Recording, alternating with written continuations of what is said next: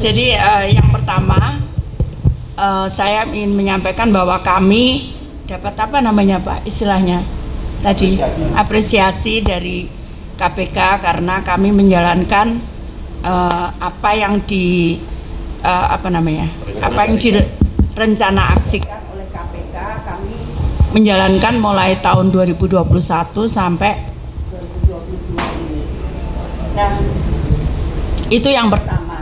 Nanti mungkin Pak Pahala dari KPK akan bisa menambahkan. Nah, dari saya, yang kedua saya ingin menyampaikan mungkin teman-teman ini ada temuan BPK di kami kurang lebih 10.249 KPN penerima bansos sembako yang menurut BPK tidak tepat sasaran karena di sistem administrasi Ditjen Administrasi Umum AHU Kementerian Hukum dan HAM tercatat penerima bansos itu tersebut ada direksi atau pejabat di perusahaan itu.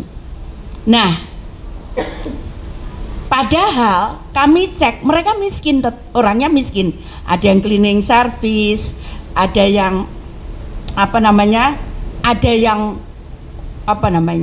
buruh. Nah, mereka tercatat sebagai pengurus atau pejabat di perusahaan itu.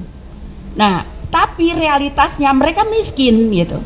Nah, karena itu kemarin saya sudah ketemu dengan Pak Menteri Kumham.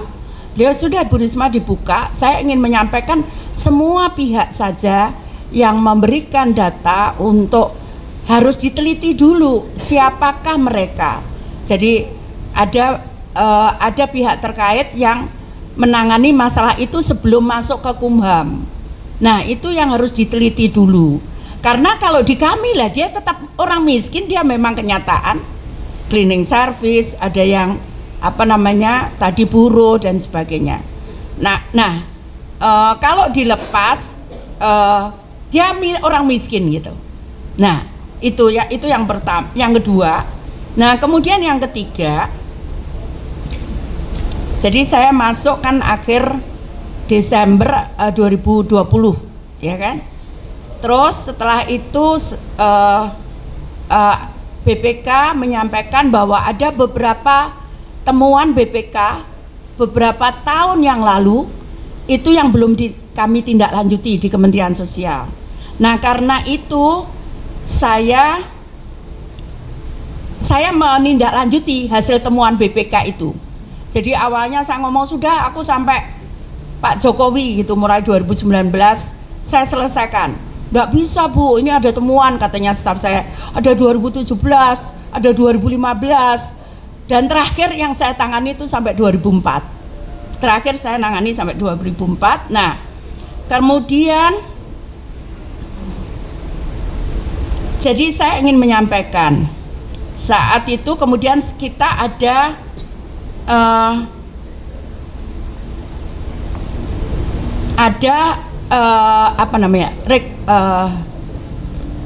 struktur organisasi baru. Nah, di dalam struktur organisasi baru itu jadi semula kan kami menyediakan struktur organisasi dengan tujuan untuk penghematan. Nah, sehingga karena kan kita misalkan nangani korban penyalahgunaan nafsa itu jumlahnya ya banyak tapi tidak sebanyak kalau kita nangani orang miskin. Akhirnya kita gabung. Jadi itu ada yang nangani narkoba, ada nangani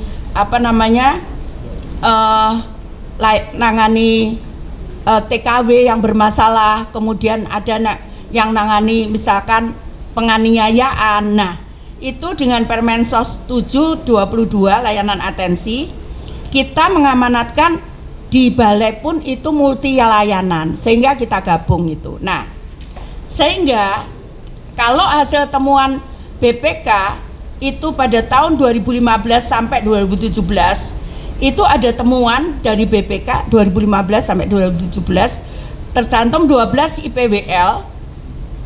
IPWL itu singkatannya institusi Penerima wajib lapor. Nah, itu ada temuan untuk melunasi ganti rugi.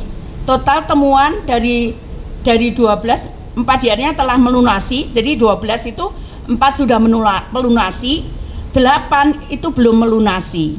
Nilainya saya tidak sebutkan IPWL-nya apa, tapi nilainya itu total temuan itu 1.479.569.600 rupiah. Sudah ditindaklanjuti sebesar 154.713.332. Yang belum terselesaikan atau belum ditindaklanjuti pengembaliannya oleh PPL sebesar 1.324.856.268 rupiah. Jadi kenapa kemudian atas dasar temuan-temuan BPK tadi, kemudian saat ini kita memang masih menangani korban naksa, tapi kita langsung P2P begitu, yang kita gunakan dengan standar seperti datanya seperti DTKS untuk penanganannya. Nah, jadi pada tahun 2022 kita menangani 36.194.12.000 rupiah. Rinciannya dengan SOTK lama, OTK lama, karena perubahannya itu di pertengahan tahun 2022 itu 17.848.616.000. Nah, kemudian SOTK yang baru untuk menangani nafsa dan orang kena HIV/AIDS sekitar anggarannya adalah 18.345.396.000. Demikian. Kira-kira begitu. Terima kasih. Rekan-rekan media yang saya hormati, saya datang sebagai koordinator dari Strategi Nasional Pencegahan Korupsi, di mana ada KPK, Kemdagri, Bappenas, Kemenpan, dan KSP di situ. Dan model kerjanya adalah penetapan rencana aksi dan harus dilakukan oleh kementerian yang terdaftar dalam rencana aksi. Oleh karena itu pada kesempatan yang baik ini gitu, sebenarnya kita justru menyampaikan penghargaan, apresiasi gitu, jadi ada piagamnya gitu ya. Karena kebetulan Bu Menteri lagi hari anti korupsi kemarin datang terlambat gitu, saya bilang nggak usah dikasih, nanti saya aja datang. Jadi penghargaan atas kementerian yang berkontribusi aktif dan responsif terhadap rencana aksi. Rencana aksinya yang ke Kementerian Sosial adalah utilisasi NIK, jadi penggunaan NIK. Jadi rekan-rekan media, kalau kita tahu pelayanan kesehatan, pemerintah menanggung hampir 100 juta orang iurannya ke BPJS, itu datanya datang dari sini. Gitu. Oleh karena itu, udah 5 tahun kita bekerja untuk perbaikan data di sini.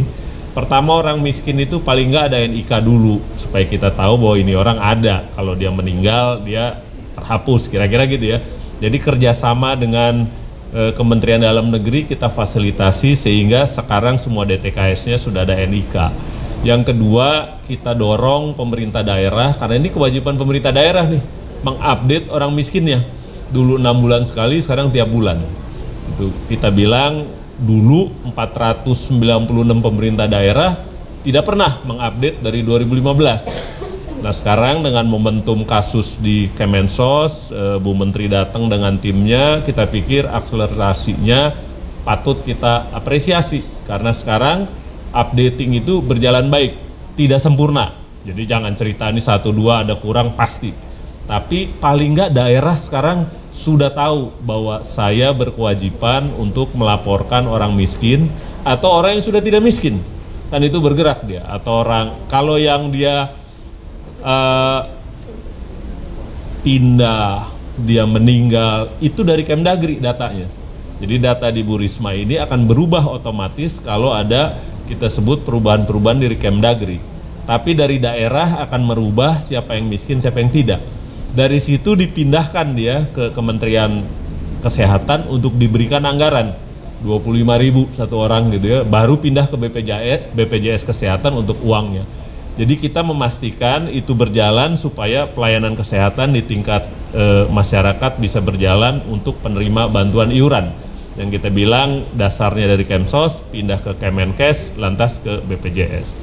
Nah, belajar dari kasus itu, yang kedua sekarang kita dorong juga DTKS menjadi rujukan bagi semua program subsidi pemerintah. Jadi mungkin rekan-rekan media tahu Melon gitu ya, itu kan sebenarnya ditujukan untuk orang miskin dan UKM. Itu 125 triliun sekarang subsidinya. Kita ingin meyakinkan ini nyampe ke orang yang dituju, miskin dan UKM. Nah, kita bilang sama Bu Risma, Bu, ini DTKS akan jadi sumber data yang penting buat subsidi-subsidi yang dikeluarkan pemerintah, antara lain Melon. Yang kedua, kalau contohnya rekan-rekan media tahu, tarif listrik kita buat 450 watt dan 900 watt itu tarif yang disubsidi. Sekitar 25 triliun dibayar ke PLN.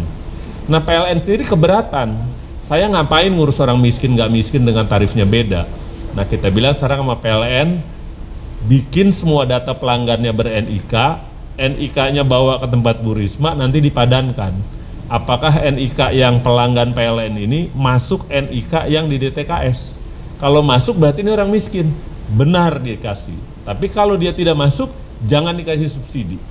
Jadi kita belajar dari kalau kuat DTKS-nya, program-program pemerintah termasuk subsidi bisa tepat sasaran.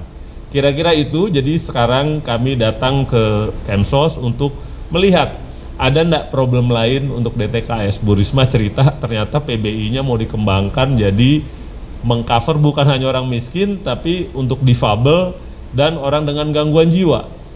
Nah, ini kan kalau Bu Menteri bilang orang dengan gangguan jiwa jangan ditanya NIK-nya berapa. Kalau dia bisa jawab berarti bukan, dia nggak termasuk. Nah, yang begitu-begitu kita pikir jumlahnya pasti jadi lebih dari 100 juta ya Bu ya, 100. Ya. Nah, itu kita akan pastikan. Jadi sekali lagi program pemerintah yang baik ini jangan sampai uangnya salah sasaran. Salah satunya dengan data yang baik di DTKS dan kerjasama dengan Kemdagri untuk NIK. Jadi 2023 ini kita berencana untuk menjadikan DTKS rujukan semua program pemerintah yang ditujukan kepada orang miskin. Jadi biar pakai data DTKS saja. Sambil daerah juga terus memelihara datanya gitu. Jadi kalau ada kekurangan pasti ada kekurangannya. Tapi kita bilang kita pakai satu data ini. Nah, kita datang Bu Risma tolong diatur juga mekanismenya di Kemsos. Kalau kementerian lain mau ngelihat data orang miskin tuh kayak apa? Karena data ini tidak boleh juga dipakai sembarangan, ada keamanannya, ada perubahannya, segala macam gitu. Nah, itu yang kita bicarakan, tapi yang terakhir kita bicarakan juga soal dana yang mengendap di Himbara. Kalau itu memang jadi temuan dari, bukan temuan, rekomendasi dari KPK, waktu itu kita kaji tentang bantuan langsung tunai ini, kita lihat dana yang mengendap ini terlalu besar dan terlalu lama. Dan BPK sudah ada temuannya dikembalikan. Tapi ternyata dalam diskusi di jalan memang kita pikir ada perlu perbaikan dari Himbara gitu ya untuk menyalurkan secepat-cepatnya gitu, bertransaksi secepat-cepatnya dan kalau ada sisa pulangkan segera. Walaupun ternyata dengan pos lebih efektif. Jadi itu yang kita lihat ya, kalau kita bilang kalau pos lebih efektif ya pakai pos aja. Gitu, sederhana aja. Cuma bayar. Cuma bayar. Kalau bank dia karena uangnya ada di situ gitu. Jadi itu sekali lagi kita mengapresiasi Kemensos atas kerja kerasnya gitu. Itu momentum yang berbalik cepat sesudah kasus di Kemensos gitu. Jadi kita bilang kalau korupsinya ya itu sudah ditangani, tapi yang ke depan perbaikan DTKS itu kontribusi kepada pencegahan. Saya pikir itu, terima kasih. Baik, ada yang mau ditanyakan? Silakan. Persoalan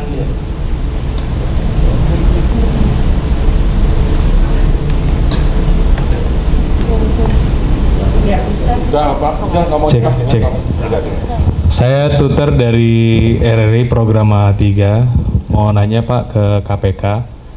Ada nggak sih kemudian arahan yang kemudian disampaikan KPK untuk kemudian menuntaskan permasalahan DTKS ini? Karena kan ini selalu menjadi permasalahan. Terakhir itu kalau nggak salah Tiko ya di Jakarta Timur, dia bahkan nggak terpantau oleh pemerintah untuk kemudian mendapatkan bansos seperti itu, bahkan itu di ibu kota seperti itu. Mungkin KPK punya strategi untuk menyempurnakan DTKS sehingga kemudian penyaluran yang tadi Bapak bilang bisa jadi lebih tepat sasaran.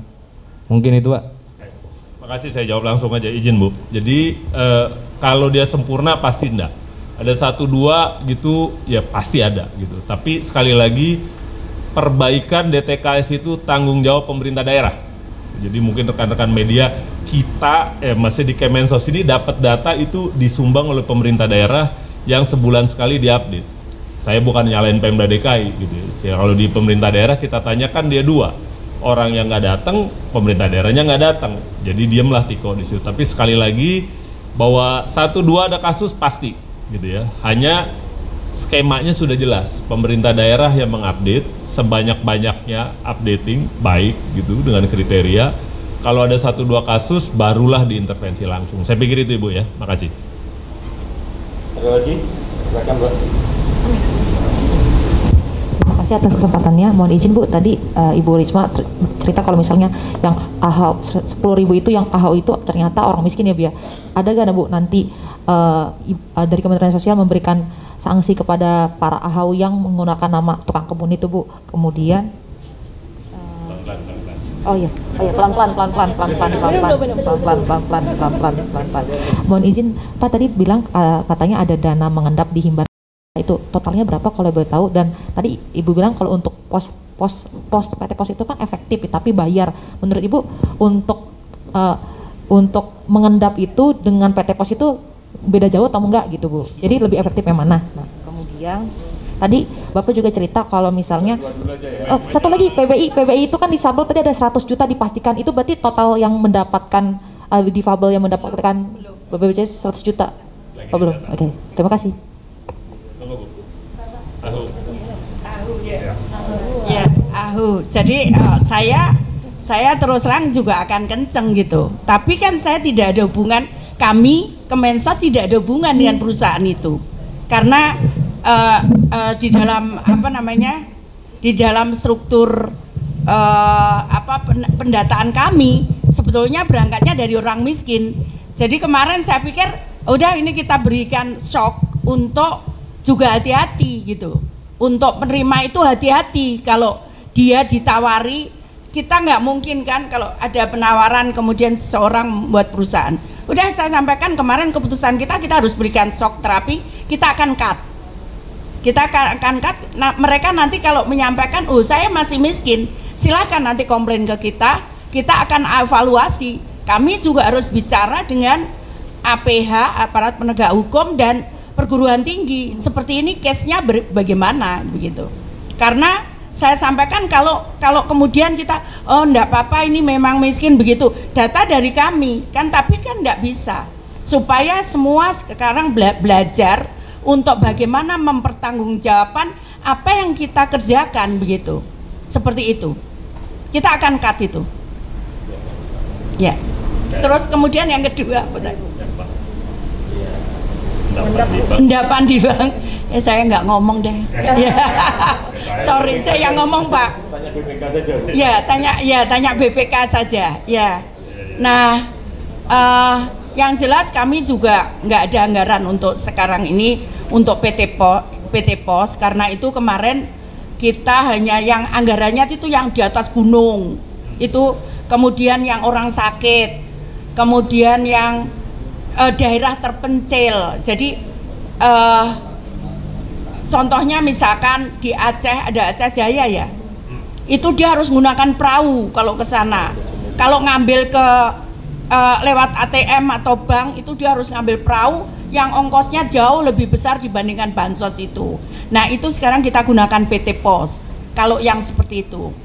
Kemudian daerah-daerah terpencil, daerah di dalam hutan, di dalam atas gunung, kemudian di daerah-daerah perbatasan itu kita baru lewat pos, itu kita ada anggarannya. Tapi kalau untuk yang lain nggak ada, kami nggak ada anggarannya. Seperti itu. Terus apa lagi? Yang PBI itu belum. Jadi kita lagi sedang proses. Kita juga minta daerah untuk data, karena ada yang kemudian kita seperti kalau teman-teman tahu kita waktu hari disabilitas kita melakukan perekaman untuk orang-orang yang orang dengan gangguan jiwa gitu ya. Itu kita lakukan perekaman. Nah, ada yang memang kita bisa cari datanya. Nah, itu baru kita masukkan. Saya sampaikan, oke, nanti progresnya seberapa, nggak apa-apa, yang penting dimasukkan. Karena saya sampaikan kenapa begitu, karena kita supaya orang yang tidak mampu itu bisa membawa tadi orang yang keluarganya yang ada ODGJ-nya, dia bisa tidak membayar kalau datang ke puskesmas atau ke rumah sakit, karena tadi kalau ini dibiarkan bisa membunuh, bisa ini berbahaya untuk orang lain. Jadi karena itu kenapa kemudian ya ini progresnya berjalan terus begitu. Baik, ada lagi? Yang AHU dulu sebentar, saya terakhir AHU. Jadi yang AHU ini memang itu kenapa di Stranas ada namanya utilisasi NIK, karena kayak DTKS lah misalnya. Kalau kita cross NIK yang ada di DTKS dengan di BKN, itu kan daftar pegawai negeri semua kan. Kalau dia ada, udah pasti dibuang sama DTKS, karena ini orang nggak miskin, dia pegawai negeri gitu ya, atau TNI Polri kan di BKN. Basis crossingnya, pemadanannya itu basisnya NIK. Kalau kita bawa dia ke Samsat, ternyata dia punya mobil, pasti dibuang sama DTKS, berarti dia punya mobil. Nah, ini kita bilang utilisasi NIK jadi penting karena kemanapun pemastian ini bisa lebih gampang kalau ada NIK. Nah, DTKS ini harusnya jadi data buat yang kalau NIK-nya cerita orang miskin. Nah, waktu ke AHU itu kan pendaftaran perusahaan, rupanya yang pinjem KTP segala macam di oke. Sekarang kecemplung lah di AHU nama-nama yang kalau di DTKS ada. Menurut kami yang akan ke AHU minta diperbaiki, karena memang ada program kita di sana bahwa nama-nama yang dimasukkan ini nggak terverifikasi. Jadi kalau ada kenapa-napa perusahaannya tanggung jawabnya dikejar, ini orang ternyata hanya orang yang bukan menjalankan perusahaan. Gitu. Jadi ke AHU ya, jangan di sini gitu. Kalau di sini sih selama dia miskin ya sudah gitu kan. Soal namanya KTP-nya dipakai di sana ya, tapi dimungkinkan pemadanan itu karena ada NIK. Makanya kita mendorong pakai NIK. Sama kita bilang kalau penerima melon orang miskin ada NIK-nya. Kalau ada NIK-nya ada di DTKS, baru dia terima melon, misalnya begitu. Atau yang listrik juga kalau ada NIK-nya dicocokkan ke DTKS. Jadi DTKS itu pencocokan kedua untuk kriteria orang miskin. Saya pikir itu Bu ya. Baik. Mungkin Ada saya lagi? bisa tambahkan Ya, silakan. sebentar ya. Jadi kemarin kan juga ada temuan PNS. Nah terus Mic-nya mati. nggak kedengeran ya. Oh ini yang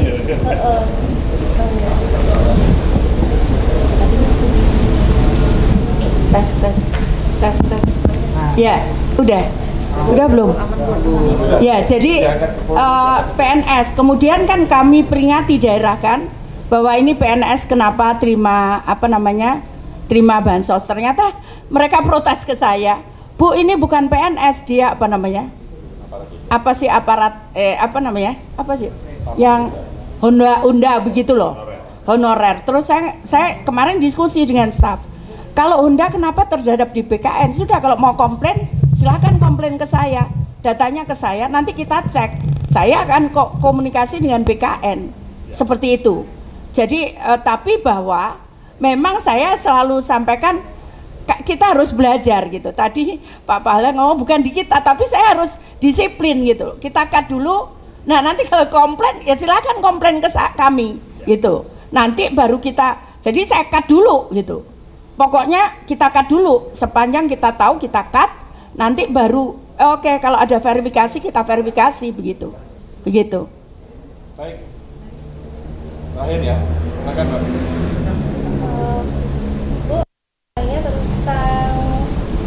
Yang bansos lansia ini kan masih diteruskan, ini kan rawan juga untuk korupsi karena kan bantuan permakanan itu loh Bu, tapi kenyataannya di lapangan juga itu rawan korupsi karena dititipkan ke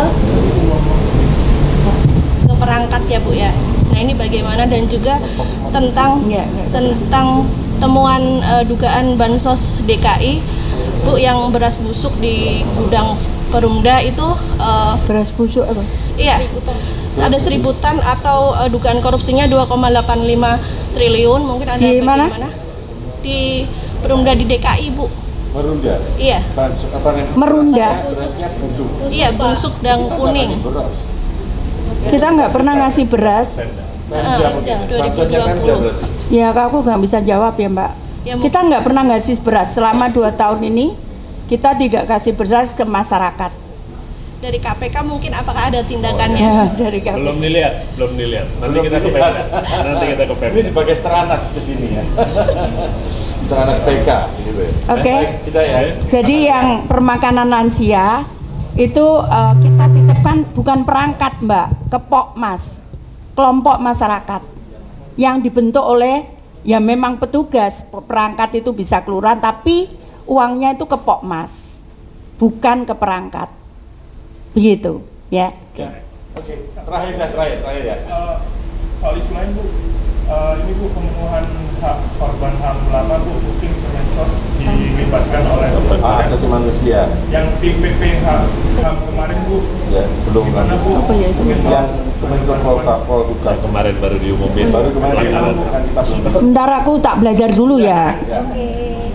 Ya, belajar dulu, aku belum tahu. Bentar. Ya, baik. Oke, makasih ya. Makasih. Baik. Kenapa? Update bencana. Ya, enggak, kita udah memberikan bantuan ke sana. Saya nggak tidur itu semalam.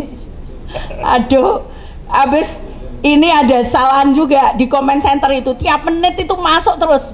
Gempa ini Tanimbar, kok ini gempa banyak sekali, ternyata ada kesalahan teknis gitu. Nah, tapi staf kita udah di sana. Mungkin mungkin lagi lagi reportnya, tapi sudah ke sana. Tapi kami punya foto-fotonya. Kerusakannya tidak semasif di Cianjur. Memang ada kerusakan, tapi tidak separah Cianjur. Kita ada, dan sementara belum ada pengungsian karena ada beberapa rumah gitu. Jadi belum masif gitu. Maksudnya tidak separah Cianjur, tapi kita belum dapat report dari sana. Tapi yang jelas pagi itu juga kita berangkat. Jadi itu kejadiannya sekitar jam 12 malam. Pagi jam 4 karena yang berangkat dari Papua, dia sudah berangkat menuju ke lokasi. Artinya baru petugas saja yang dikirim bantuan. Bantuannya udah dia bawa. Petugas saja kalau nggak bawa bantuan diusir nanti, ya kan? Aku pernah soalnya diusir, nggak bawa bantuan. Jadi memang harus bawa, itu harus melekat gitu. Petugas itu datang harus bawa bantuan. Misalnya apa sih, Bu, bisa boleh sampaikan mungkin? Ya, kita bawa makanan siap saji, kita bawa makanan anak, terus ada tenda untuk mereka sementara. Udah ada laporan? Coba cek. Ada laporan belum?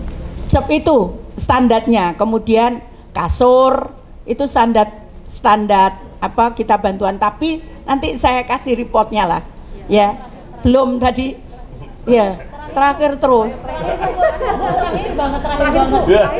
Jadi ini pengen minta imbauan dari Kementerian Sosial aja. Soalnya belakangan ini ada aktivitas di media sosial itu orang tua mengemis lewat TikTok gitu, Bu, dengan cara jebur mandi lumpur kayak gitu loh. Apa? Itu kan kasihan. Mandi lumpur. Ngemis online, Bu. Ngemis online. Ngemis online di TikTok, Bu. Iya, jadi itu diorganisasi orang tua, Bu, disuruh mandi gitu, Bu, malam-malam. Malam-malam live terus nanti kasih duit, Bu. Iya, Online Bu, kasihan, Bu. Itu tempatnya di Lombok, Bu. Wah, itu bisa ditangkap polisi itu. Yang itu memperalat apa? Ya itu bisa memperkerjakan. Itu bisa ditangkap polisi, itu ada kayaknya undang-undangnya itu. Untuk eksploitasi kan namanya. Ya, itu bisa ditangkap polisi itu. Mana? Udah, sorry. Saya baca ya yang udah diterima. Makanan siap saji 4.000 paket, makanan anak 1.000 paket, lauk pauk siap saji 3.000 paket, bumbu nasi goreng 500, kasur 200, tenda gulung 100, tenda serbaguna 2 unit, tenda keluarga 20, selimut 1000, sandang bayi 500, sandang dewasa 200, kitwear 300. Jadi sudah dikirim tanggal 23. Ya, terus dari Papua tanggal 12 ya? Tambahannya ya. Tambahannya 12 Januari. Oh iya, ini sudah ini. Ini loh fotonya. Ini dari gudang Maluku ya. Iya wes piye iki? Gimana caranya? Ya. Nanti di-share di situ lah ya. Iya, Pak Roma. Yang 23 itu bantuan kemana, Bu? Ke sana. Enggak. Oh, enggak, itu dikirim ke Papua, terus sekarang dikirim ke Tanimbar, tambahannya itu. Nah, kan lewat Papua dulu, kami punya gudangnya di Papua. Terus nanti dari Papua kayak yang sekarang ini, yang nanti foto-foto ini yang ngirim dari Papua. Jadi kayak saya misalkan saya mau bantu di Kendari, itu berangkatnya dari gudang Makassar, itu. Jadi bukan karena kami nggak punya misalkan seperti itu. Kayak misalkan saya bantu Cianjur, gudangnya dari Bekasi, gudang kami di Bekasi. Kami nggak punya di Cianjur gitu. Seperti itu kira-kira. Ya. Bu, yang tadi Bu, yang tadi Apa? Komis online tuh di TikTok Bu. Dari Kemensos Bu, Komis di TikTok Bu. Gayur-gayur air Bu. Bakal kerjasama. Ya sudah, nanti tak surati aja lah. Ya, tak sur. Apa? Tanggapan soal pembunuhan di Makassar, Bu. Waduh, soalnya Kerjasama apa enggak? Sudah ditanya sama Gua Mamaji. Sama? Latar belakangnya kemiskinan Bu. Lagi di assessment. Ya, Gua Mamaji itu apa? Anu di mana? Sentral kita di mana? Di Goa. Ya. Ya, kami sudah tindak lanjuti. Biasanya kalau ada media scanning, ada masalah itu kami langsung tindak lanjuti. Jadi begini, saya boleh ngomong ya? Pak, mohon maaf ya Pak. Jadi begini, anak-anakku semuanya, tidak ada sesuatu di dunia pun itu kita mendapatkan sesuatu dengan cuma-cuma. Tidak ada. Karena itu kenapa kalian sekolah? Kenapa kita harus belajar? Itu adalah untuk kita bisa mendapatkan sesuatu itu, untuk kita bisa mencapai cita-cita itu. Jadi karena itu sekali lagi saya, anak-anakku semuanya, kalau kita pengen mendapatkan sesuatu, kita harus kerja keras, bukan dengan cara merugikan orang lain. Kita tidak boleh mengambil hak kita, apalagi sampai membunuh. Nggak boleh mengambil saja barang kita yang bukan hak kita, itu nggak boleh. Itu di dalam agama maupun di dalam kita hubungannya dengan manusia tidak boleh. Karena mungkin yang kita ambil barang itu mereka mendapatkannya dengan kerja keras. Misalkan teman kalian bawa handphone, kalian pingin, kalian ambil, itu nggak boleh. Kenapa? Karena mungkin handphone itu dia dapatnya tuh dengan susah payah, orang tuanya dengan kerja keras dan sebagainya. Jadi itu tidak boleh. Ada hak kita, ada hak orang lain. Kita tidak boleh kemudian mengambil hak orang itu dengan kemudian kita menyakiti, mengambil dengan paksa, bahkan membunuh. Tidak boleh anakku. Kalian bisa raih semuanya itu dengan kerja keras. Kalian belajar yang rajin. Bisa, siapa ngomong saya mahasiswa dengan bekerja? Siapa ngomong gak bisa? Bisa anak-anakku. Jangan ada yang terulang lagi seperti itu. Karena itu kalian akan rugi, kalian akan berhadapan dengan hukum.